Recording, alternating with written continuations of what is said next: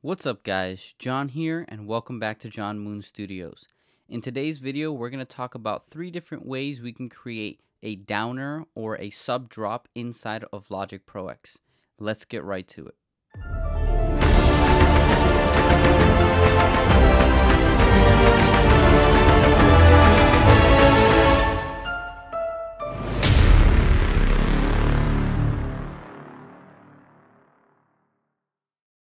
So here I have 3 instances where we can create a sub drop.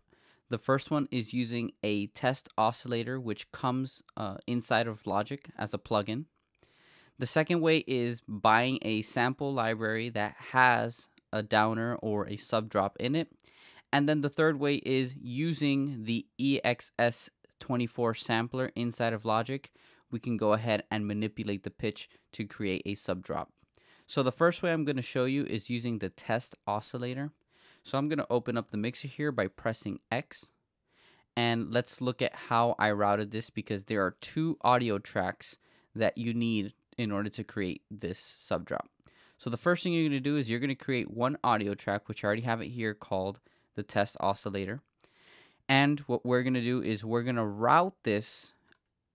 Instead of putting the output to stereo output, we're going to actually bus it into another audio channel strip. So I already have it here, and I made another audio channel strip, and the input is going to be bus 1, which is the test oscillator. So now whatever I do in here, it's going to output in this channel strip. The reason why is because we're going to record the sub drop coming from this channel strip into this one, and then it's going to come out as an audio file in the sub drop here in this track. So the first thing we're going to do is we're going to open up the test oscillator, and instead of using test tone, we're going to switch to sine sweep. Now you can go ahead and you could put the frequencies however you like, but since we're doing a sub drop, we're going to put the start frequency higher than the end frequency. So we're going to start at about, let's just say 300 or 310, and then we're going to go ahead and we're going to drop it all the way down to 30 hertz. Okay, and then here you can actually put how long you want it to drop. So you could make it drop for 10 seconds. I'm going to put 2 seconds, 2.5 seconds. And then all you need to do is you're going to tap on this button here, and there it is, right? So of course we're not hearing anything because, again, the output of this channel is going into the input of this channel here. So what we're going to do is we're going to enable this channel here, and we're going to press record. And you're going to see that when I press record, you're going to see the track, the test oscillator, record the sound in this track here. So I'm going to press record, and then we're going to go ahead and click the little +1 here to trigger it.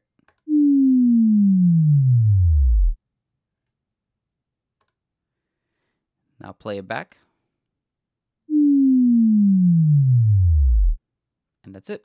That's how you trigger it. You could also make continuous bass drops by clicking this little symbol here on the side, or clicking single and hitting continuous, and then you're just going to get multiple drops one after the other. But for this instance, we're only going to use the single drop. So the second way that we are going to look at the sub drop is using a sample library.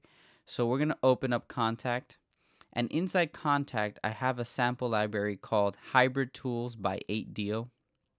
All you're going to do is this is Hybrid Tools 1 instrument, and then here I have a preset called downers. So that's what I have opened up here. And inside of the sample libraries, the difference between making your own and using a sample library is that they have many different kinds of samples of sub drops. So in this case, we're going to press this one here, which is C2. This is C sharp 2, I believe. And we're going to go ahead and press this here.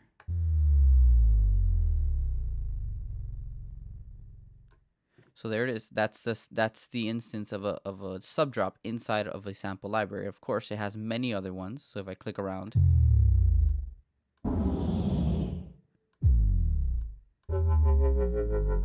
right? But the most common one, or the most commonly used, is this one right here.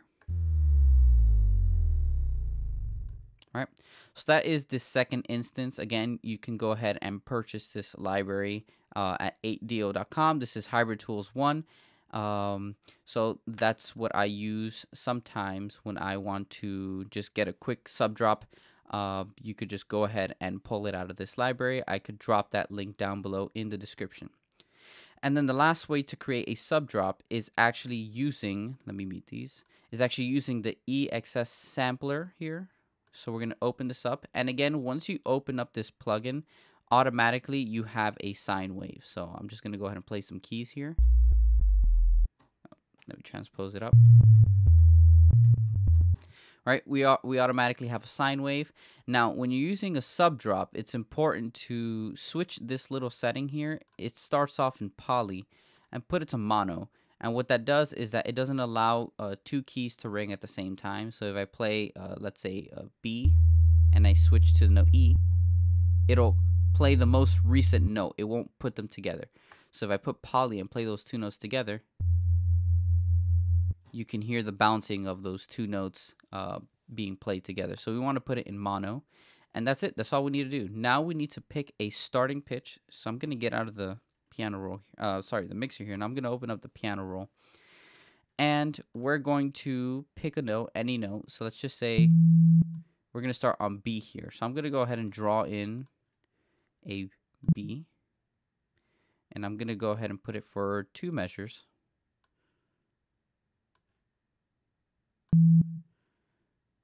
That's it. We're already halfway done here.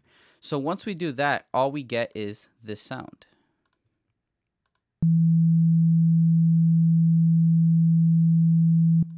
Right, that's all it is. So now what we're going to do is we're going to go into the automation inside of the piano roll. So by clicking this little button here, and then we're going to go ahead and we're going to choose in the option here. You have a lot of options, and mainly you would think it would go to pitch bend here, but that's not where we're going to go this time. We're going to go to the automation up here, and again the Exs Sampler will pop up here.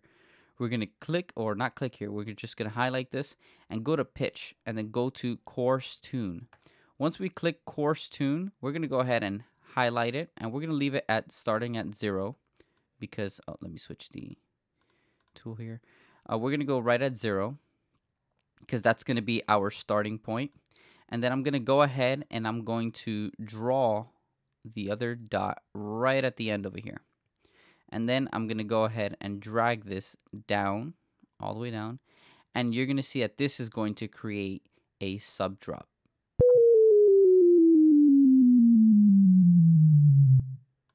Right?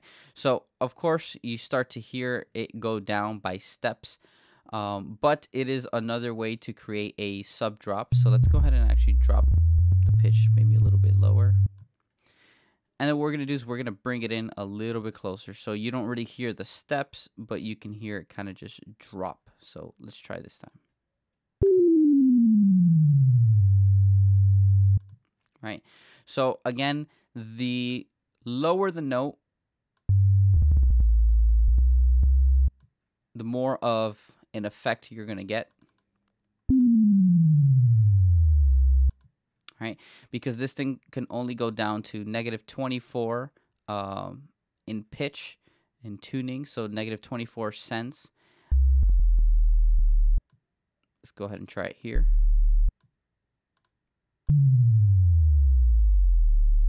All right, so you can kind of play around with it and figure out where you want to create that sub drop. Again, not every song is the same, so you need to be careful with the sub drop. At least me, generally, I like to use the sub drop starting on the same note as whatever key or chord I'm in a song. So it all depends on what's going on in your song. So those are 3 instances that you can create a sub drop inside of Logic Pro X. 2 which come stock inside of Logic using the test oscillator, routing it. Let me open up the mixer. Routing it to another audio channel strip. So we're going to put the bus output 1 and then putting that input as bus 1 and then recording the sweep on the other audio track. The second instance is purchasing a sample library that has either a bunch of different instances of subdrops. And of course, the last one is using the Exs Sampler, which automatically, when you open it, it starts off in a sine wave, so it already did most of the job for you. And then you go into the piano roll, go to automation, you can go to coarse tuning. If you want a more subtle drop, you can do fine tune, you can do the pitch bend down, pitch bend here. But again, if you want a really drastic change, I would go for the coarse tune and then play around with it until I get the desired sub drop that I need for my music.